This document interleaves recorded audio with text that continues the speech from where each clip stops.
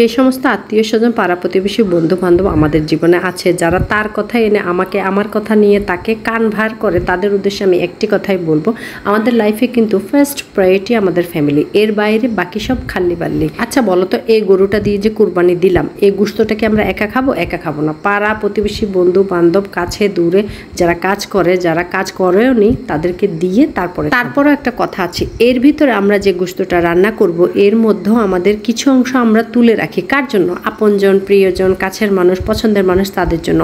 এর ভিতরে কিন্তু দুটো ফ্যামিলি সবচেয়ে বেশি প্রায়োরিটি পাই, সেটা হলো বাবার বাড়ি, শ্বশুর বাড়ি। পারিবারিক কোলাহল কোথায় নেই, সব জায়গায় সব ফ্যামিলিতে সব পরিবারেই আছে। তদ্রূপ আমাদেরও আছে, আপনারও আছে, ওরও আছে, তারও আছে, সব জায়গায় আছে এবং থাকবে। তারপরও পরিশেষে দেখা যায় বাচ্চারা কিন্তু সেটা মনে রাখে না। আপনি আমি যতই সমস্যা করি না কেন, বেলা শেষে আপনার আমার বাচ্চা একসাথে খেলা করছে, একই সাথে খাচ্ছে। আমাদের আশেপাশে এরকম অনেক মানুষ আছে, সামনে থাকলে দেয় হাততালি আর একটু পিছনে গেলেই দেয় গালাগালি। এগুলোকে আমি দুইমুখী সাপ বলি। বাংলাদেশের সবচাইতে বড় শিক্ষা প্রতিষ্ঠান হলো মেডিকেল, বুয়েট, ঢাকা ইউনিভার্সিটি। এটা সবাই বিশ্বাস করলো, আমি বিশ্বাস করি না। আমি তো মনে করি সবচাইতে বড় শিক্ষা প্রতিষ্ঠান হলো শ্বশুর বাড়ি।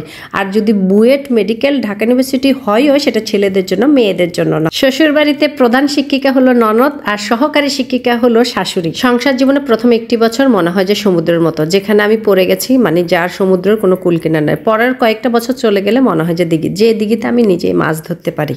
সংসার জীবনে তো পরিশ্রম করতে হবে, পরিশ্রম ছাড়া তো সাফল্য আসে না, সাফল্য চাবিকাঠিও পাওয়া যায় না হাতের মুঠোয়। তো আপনি যত বেশি পরিশ্রমী হবেন তত বেশি আপনার সাফল্য এবং লক্ষ্যে পৌঁছাতে পারবেন। আর সংসারে কাজ না করলে কিন্তু কারো মন পাওয়া যায় না, কাজ করতে হবে, আপনাকে অনেক পরিশ্রমী হতে হবে। তারপরেও কিছু সংখ্যক মানুষের মন আপনি সারা জীবন করে গেলেও পাবেন না। তো ওদের কথাটা আমি ভিন্ন, ওদের কথা আমি এখানে নাইবা আনলাম, নাইবা টানলাম। ওরা হয়তো অন্য গ্রহের, অন্য জগতের এলিয়েন টাইপের হবে। সংসার জীবনে দুটি জিনিস বেশি প্রয়োজন, সেটা হলো পরিশ্রম এবং ধৈর্য। এই দুটি জিনিস যদি থাকে আপনি আপনার লক্ষ্যে পৌঁছাবেন। আর পরিশ্রম না করলে আজকাল মানুষের মন পাওয়া খুব কঠিন। সংসার জীবনে প্রথম যদি একটু কষ্ট সবারই লাগে, আপনারও লেগেছে, আমারও লেগেছে। তো সব কিছু যদি আপনি একটু স্মুথলি হ্যান্ডেল করতে পারেন আর একটু টেকনিক্যালি হন, তাহলে দেখবেন কোনো সমস্যাই আপনার কাছে সমস্যা মনে হবে না। দুনিয়ার রীতিনীতি, বিয়ের আগে যে মেয়েটা ভাইয়ের বোর জীবনটা জ্বালায় পোড়ায় আংরা বানায়, সেই মেয়েটা আবার বিয়ের পরে পোস্ট দেয় শ্বশুরবাড়ির লোকেরা ভালো না।